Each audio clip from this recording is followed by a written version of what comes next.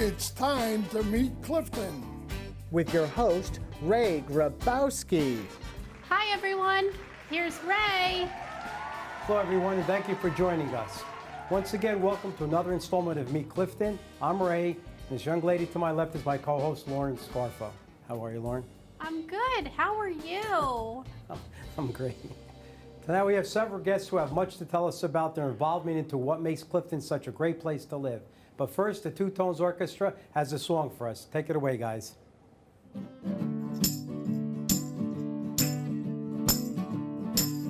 Tonight on Meet Clifton, our guests for the evening are stained glass artists Judy Hiemer Van Wee and James Van Wee.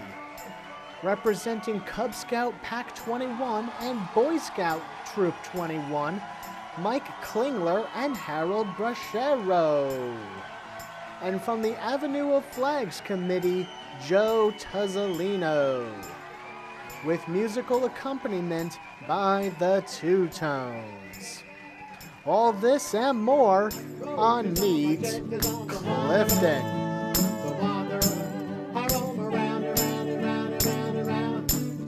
Welcome back. My next guests have an exhibit at the Clifton Arts Center going on at this moment. Actually, I think it's for this week. They'll tell us a little more. I'd like to welcome Judy and James Van Wee. Hi, Ray. Nice to see you. Just quickly, the exhibit at the Arts Center, what are the dates on that? It's until December 9th. Till December 9th? Yes. You should check with the center, though. They're having special hours during Thanksgiving week because it'll be closed for Thanksgiving, so there'll be hours. I think it's 11 till 4 on the Monday, Tuesday, Wednesday. Okay, just so we get that out there so that they can see it. Now you have the Hiemer and Company Stained Glass Studio in Clifton, right? That's correct. And how long's that been here? Because I know you've been here quite a while. Right. The studio was built on the corner of Crooks and Wabash Ave in 1949. Wow. And we've been there ever since. Over the years, they've had additions to put on, and it's changed and morphed a little bit, but it's still the same studio. So how many generations are involved now? I'm the fourth generation, and this summer our daughter was working in the studio, so we have a fifth generation involved in it now. Okay, I have a question. What does Clifton offer that makes your family want to establish the business here in 1949? That's a good question. Yeah, our studio worked primarily for Catholic churches, and the largest population of Catholics was between Boston and Washington and into central Pennsylvania. And in the 1930s, when our studio was established, there were a lot of Roman Catholic churches being built. So this was the perfect place to be at the hub of all that. Also, there was a confluence of all major highways here, you know, Route 80, Route 46, right. So it was a good place to be. So James, obviously, you came into the business. How did you get interested in this business? Well, married Judy, so That's a plus. got interested in stained glass just through the relationship. But I was working a corporate job. We just had our first child, and I was commuting a lot and didn't get to see her much. So I asked my father-in-law, "You think you got a position for me?" And he said, "Yeah, I'm out. You're in." And he retired to Florida. Wow, so that's great. So I've been with the company almost 20 years now. So that's good. Then technically, it's still a family business now, even more so, right? Mm-hmm. Yeah. Now, the stained glass, I know there's a lot involved in it. Do you do new stuff, new windows? Because I know everywhere you go, I see it. We have some pictures here. I think there's some church, and do you do this for big places? Yeah, we do new stained glass, and we also do restoration. Judy primarily does all the design work for new stained glass. When I got into the company, I delved more into the restoration aspect of it, which is the majority of the work we do today is restoration. Right. But we love to do new stuff. It's much more fun and not as dirty. So then your primary thing is restoration, right? Mm-hmm. Yeah. Okay, and I understand it. Now, I know you do a lot of work in Clifton, so right now what's going on in Clifton? Any major projects that we have going on? Actually, Sacred Heart down in Botany Village is going to do a major renovation on their windows. They have 100-plus-year-old windows that are in dire need of help, so we've been selected to do that project for them. And I think we were talking before the show, when I grew up, most of the houses always had a little, like over the mantelpiece or over a fireplace, they had stained glass windows. Do you see a lot of that nowadays with new housing? A little bit, in higher end houses, but what we see now is somebody's going to renovate, say they put central air into their house, and that air conditioning unit they had built into the wall comes out. Perfect thing to put in there is stained glass window. Right. And what I want to ask you is, because there's different colors and variations, Do some people pick that on the color of the glass, the way it's going to reflect into the house? You know, Absolutely. the way the sun hits it, they may want more yellow. I don't know. How's that affected by the? They, especially with residential work, they want the colors to harmonize with whatever interior colors they have, you know, whatever draperies or Right. carpeting they have. And so we have to work with that and often bring samples to the home Right. so that they can see how it's going to work with the decor. Because if it's on the right angle, the sun will come in the house. That's right. And I guess if you have yellows or blues, or maybe you want to make it more tranquil, that would be helpful. Also, I have here, I don't want to neglect this, but I think I have your family generational thing here. The ancestors, yeah. Yeah, my great-grandfather was the first of the family to be involved in stained glass. He was an artist in Munich, Germany, and his son followed in his footsteps, as did my dad, and me, of course, eventually. So that's the generations. And it's good. It's nice to have a family business. You don't see that often anymore. It's difficult to make it to 4 generations or 5. Yeah, yeah, because now with all the high-end, high-tech things, it's, you know, it's just a small thing, it's intricate. I think I have one last question. Places like different restaurants and stuff, they've been around for a long time, they have a broken window or a broken pane. Can you go in and repair that? Sure, absolutely. Yeah. How do you match that? We have well over $100,000 worth of glass in our studio, and being in Clifton since 1949, we have a huge inventory. So we don't throw anything away, and we can go back and usually find a pretty good match, if not an exact match, to old glass. Yeah. So, And as far as the craftsmanship, you're in a church, something we're looking at here, and there's a piece on the top. You can't take the whole thing out, so you literally have to go up and repair it on the spot, right? That's right. Oftentimes we do have to erect scaffolding just to get at one piece of glass, Yeah. and that can often be replaced in place. I imagine it's fairly an expensive proposition if you have something. it can be. It can be, Yeah, right? yeah. Because I think more people might be getting into the stained glass thing for their houses, especially I think in new developments. It kind of looks nice. You know, it adds something because you know the old homes it gave some character. So many of the new homes have such large windows, and people don't want to put curtains up or draperies or Right. something. So a stained glass window is a perfect thing because you can get some privacy from it, Right. depending upon the type of glass that you Right. use, and it adds color. Yeah, that makes sense too because you Yeah. don't have to have shaded. No one's going to look through. Right. Yeah, that's great. Yeah. If you want to see more of what they have, currently the exhibit is at the Clifton Arts Center, and Judy explained at the beginning the hours and the times, but you could always call the Clifton Arts Center to go and see it. I suggest you do. It's an excellent display. I'd like to thank you both for coming on. My pleasure. Thank you. Thank you so Thank you much. very much. Stay tuned. We'll be right back. Don't play that song for me, 'cause it brings back memories of the day that I once knew, of the day I spent with you. Oh yeah, don't let me fill my heart with pain. Please stop it right away, 'cause I remember what he said my down. Hello, everyone. In just 2 weeks' time, we will be officially in the holiday season yet again. From all of us here at the Clifton Channel, we hope that your holidays are full of love, happiness, and the spirit of the season.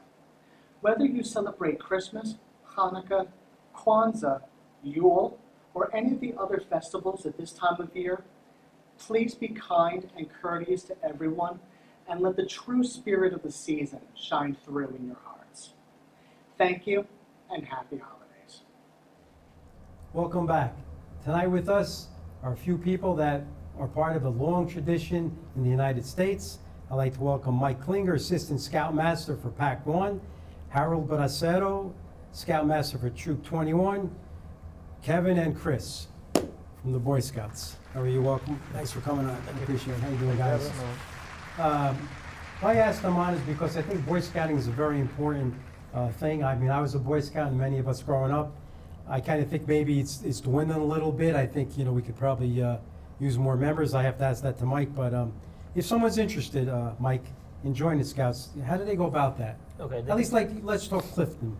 They, they can join through Cub Scouts, first grade to fifth grade, and then Boy Scouts is sixth grade until you're 18. Right. We're also introducing a new program this year called the Lion Program for the kindergartners. So anybody in kindergarten will be able to join Scouting as well. So it'll be Lions, Cub It's going to Scouts. be Lions, Cub Scouts. Yeah, they're going to meet separately. All right. Is that new for Clifton, or is that? That's new for for Boy Scouts. Because Boy Scouting is through the United States. Yes, yeah. And I don't know if it's the in Lion other program countries is too, about, they launched about 2 years ago. It's just coming into our council now, and we're just starting to implement it in our Okay. pack. But So Boy Scouts start in 6th grade. What age is that about? about 11 years old. About They 11? come over from. Okay. They can join directly Right. into Boy Scouts, or they can come over from Cub Scouts. Okay, so Harold, how often do you meet the Boy Scouts? We meet every Tuesday. Every Tuesday. Yeah, except certain holidays. We Right. don't. And But, do you do um, things with other troops? There's other, I guess, what do you call them, packs, troops in Clifton? Yes, You do things together, right? we do. It's just that you go by different churches. And different days. We meet on Yeah. Tuesdays, some meet on Thursdays, Fridays, and whatnot. Right. So there's different days when they meet. But we were just in the parade the other day, Veterans Parade. Yeah, no, I know you do a lot for Clifton, it's Right. great, I think Boy Scouting is, it's good, and there's a lot of levels in Scout, a lot of people don't know, I mean, I didn't get too far, I think I made it tenderfoot, which is probably the first thing. It's early on. What are the levels? When you start as just a scout, right?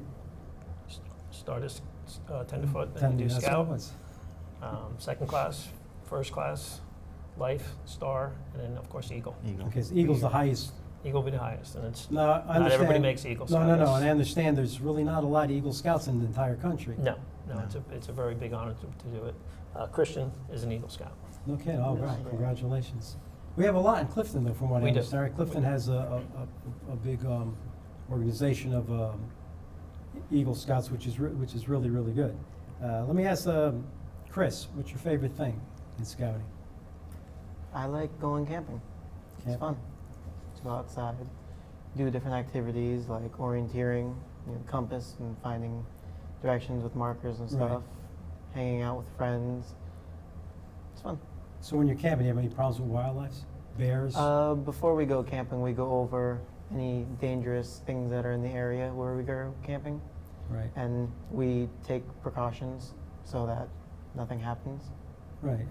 And Kevin, right? And what's your favorite thing in scouting? I like the team building activities because it teaches you life skills. Right. So, and do you get patches for? I forgot all this, but what do you have to get? Certain merit badges or patches? They still do that? Oh yeah, you gotta get merit badges, and then you have to get the Eagle required merit badges in order to rank up sometimes. Right. So your goal is to make Eagle Scout too? Yeah. Yeah, I'm sure you will, because I know a couple Eagle Scouts and I've been to some of the ceremonies. It's great. It's a great, a lot of great people have been Eagle Scouts presidents, and I read it all the time that a lot of famous people, people in government become Eagle Scouts. It's an honor to have on your resume. Absolutely. Now, where do you guys go when you camp out? Do you have a special place? Where have we been camping, boys? Well, we've been in Clay Gray and Alpine. Those are the two places we usually go. We go to Hiemer State Park, New York. Memorial Day weekend, we went down to Gettysburg, camped Right. down in Gettysburg. Okay, and I know scouting, there's some money involved, so how do you raise the money? Is there dues, or do we have fundraisers? We pay dues, but we're having a fundraiser this weekend, Sunday, 12 to 4. We're having a spaghetti dinner. I'll put a shameless plug in. No, you can, it's okay, 12 to 4, this Sunday. It's all you can eat, at, $10 for St. adults. Philip's, right? Yep, $10 for adults, $8 for seniors. $5 all you can eat. Yep. Yeah, I have that on my schedule, I will definitely be there. And the money you raise, that's to buy equipment, camping things? and- Yeah, pay for the camping trips, pay for, we try to offset some of the summer camp expenses and whatnot. Yeah, The kids go yeah. up for a week for summer camp.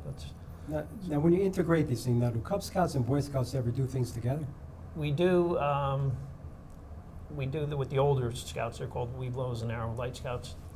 Arrow Light are the ones that are going to be coming over to Boy Scouts. We just went camping with them last month Okay, to introduce them to our program's a little different than theirs. right. Cub Scouting, the parents are involved. Boy Scouts, the parents are not. It's only the leaders.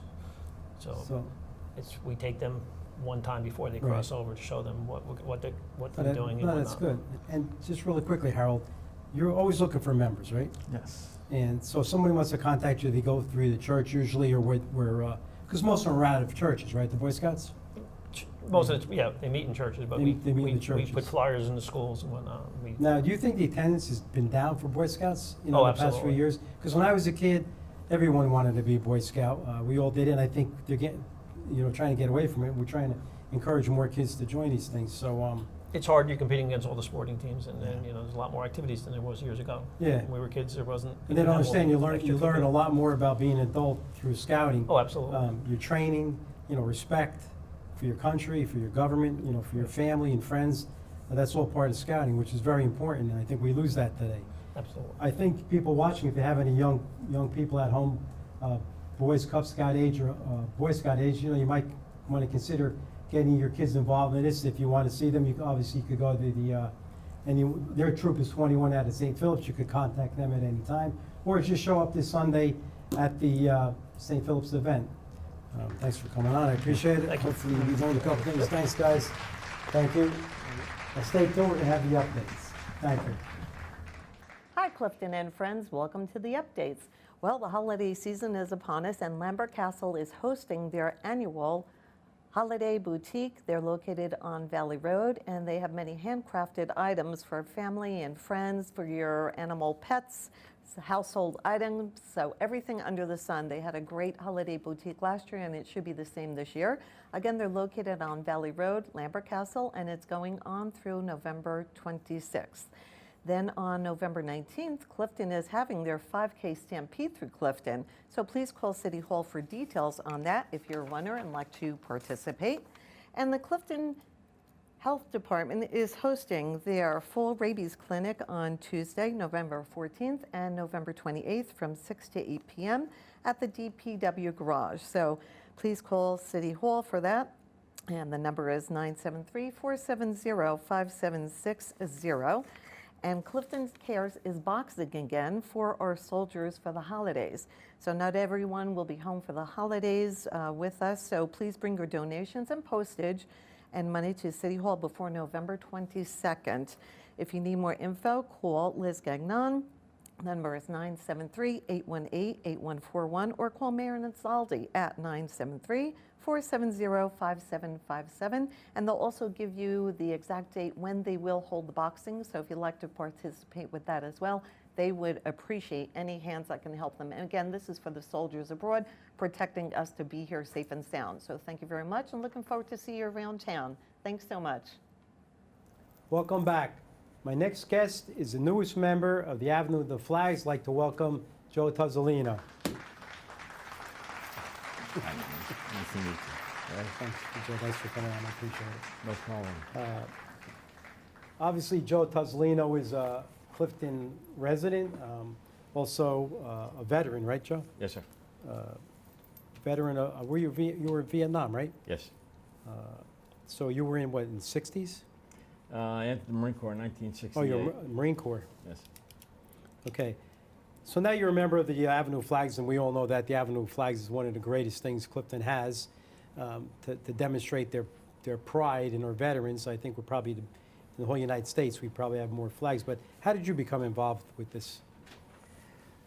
It's kind of funny. I'm a retired police officer in Clifton here, and I was working in City Hall one day, and I happened to run into, I was working at headquarters, and I happened to run into John Beagle in City Hall. And he had all these papers, and I asked him what he's doing. And he says, we're starting a new program. We're putting up flags for veterans. I says, really? I says, what do you need? So he told me to price them out, and you got to fill out this form and proof of being a veteran, like a DD-214 discharge papers. And I says, okay, where are you going to be for the next hour? And he said, City Hall. I got the application. I had the money on me. Filled out the application. I had a copy of my DD-214 that I kept in my locker. And I tracked him down and I said, here, I'm in. You know, so who'd have thunk 15 years later I'd be working there? Yeah. You know? And I know you do a lot. How many flags do we have now? I know we're up there. We're up there. As of today, we have 1,819 flags. Okay, now I heard soon it's going to be up to 2,000. Is that true? Yes, we have a bunch of flags coming in, and we're going to be right around the 2,000 mark. Okay, now the flags. How do we go about? How are the flags? Someone buys them. Maybe explain a little bit how we do this. Well, we find out if we have a veteran. Okay. You know, word of mouth going around, or through contact with other people. A veteran will come down and they'll pick up an application. Right. He'll fill out the application and he'll give us a copy of his military status, Right. whether he's discharged, active duty, veteran, and one other thing, it needs to be a Clifton veteran. Clifton veteran. All the flags out there are from, But someone could sponsor one. yes, absolutely. Like if I have a Clifton veteran cousin or an uncle or Absolutely, something, I somebody could can sponsor sponsor that. it, right. Now I know my co-host today, Lauren, she has an interesting, I didn't know this before the show, but Oh. how is your involvement in this? Well, one of my grandfathers, he had one of the original. He had one of the original flags One. when they were setting it up first. He's in the green section. That's the first section? That's, Where'd your grandfather serve? Army, Navy? He served in the army. So more than likely World War II? Yes. World War II. So he's one of the first ones. What's his name so we could, Joseph George Deek. okay. and who sponsored that for your grandfather? Your family? Yeah. Yeah. So that's one of the ways of getting the flags in, right? That's one of the ways. Word of mouth goes around, and then people, when we have the flags up, people driving on the street, they'll come in and they'll ask him, why do you have all the flags up? And you explain it to them. And normally on a day we have all the flags up, people driving by stop in and they ask that, can I have an application? My Right. father or my brother Sure. or and it's not only for living veterans, it's for veterans that have already passed. And we have one section for all Clifton veterans that were killed in World War I, World War II, Korea, Vietnam, and fortunately we only have one that was killed in Iraq. Right. But we have a section set up for Iraq and Afghanistan. So for the people at home to understand, how many times a year do we put this up? We put these flags up 5 times a year. And I have the dates for 2018. Okay, read them. It'd be Memorial Day, May 28th. Right. That's on a Monday. Flag Day, June 14th. That's on a Thursday. July 4th. It's on a Wednesday. 9/11, Patriots Day, is on a Tuesday. And 11/11, Veterans Day. Okay, now, so the people at home, you need volunteers to help with this, right? Oh, we 1,800 flags. Right. It's very hard for the committee and the few people that are around the flag barn to put up 1,800 So on these flags. specific days, what time do they have to be there? We start at 6 o'clock. 6 o'clock? We start at 6 o'clock, or like I say, 0 dark 30. We start there, and the flags are up all day. And depending on the time of year, Right, they come down around 6, 7 o'clock. 6, 7 o'clock. Summertime, about 6, 7 o'clock. Like this weekend, Veterans Day, because of the time change and the season, we'll start taking the flags down around 3 o'clock. Okay, so if someone wants to volunteer, just come down. Actually, you could let them know ahead of time, but if you could just come down, even if it's in the morning, you really need more help at the end of the day because most people take off. But if you can come down, that would be a great help to them because it is a lot of flags. It is a lot of flags, and we have little carts that take the flags for each section. Right. And 5 or 6 volunteers take the carts and put the flags in, then they come back with the empty carts and grab another Right. cart. It's hard hauling the flags and then putting the flags in and taking them down. But any help we get, we really appreciate it. Okay. We have some fantastic volunteers that Yeah, are you do. there You have some good all people, the all the time, time. putting them up and taking them down, and that includes, I have to say, the City of Clifton Fire Department. Yeah, they're Those there all the guys time. They're great. are outstanding. Yeah, we're going to try to encourage now the Boy Scouts and everyone to get involved. That'd be wonderful. My last question is, as these flags get older, what do you do with the old flags that are tattered? Okay. And this is something at home too, because a lot of people have the flags. What should And they they do don't with know these what to things? do Can they with it. bring them? Well, you could bring them to your veterans organizations, the VFW, American Legion, AMVETS. Right. They take care of it. But what happened here is that there was a flag mailbox at the recycle center, and I talked to the city manager and mayor and had them. Well, they kind of agreed that we would take over the flags. Since Right. we make the flags, we set the flags up on city halls. we might as well retire the flags too. Right, absolutely. You know, so Flag Day of 2018, we're going to have a ceremony for the retirement of all the flags we received, where we'll be burning them on property here. So hopefully people will come down. I'm hoping to get the junior ROTC from the high school to help. Right.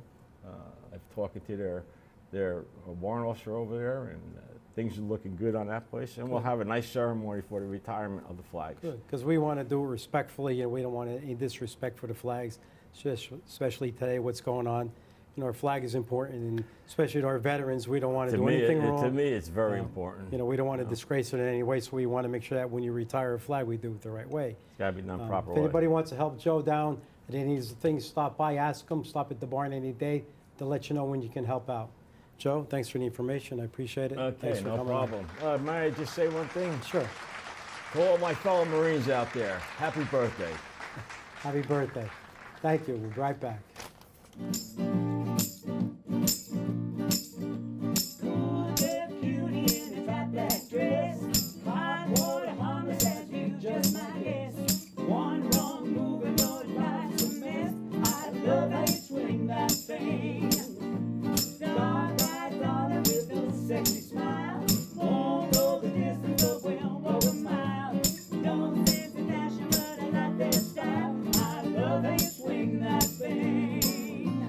We're done for this week's episode of Meet Clifton, but we'll be back this time in 2 weeks for more.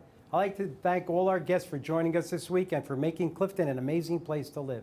On behalf of myself, Lauren, my co-host, and everyone on Meet Clifton, thank you. But in the meantime, remember, be good to your friends and family, respect your neighbors, keep Clifton close to your heart. This is a great city. Thank you, God bless, and good night.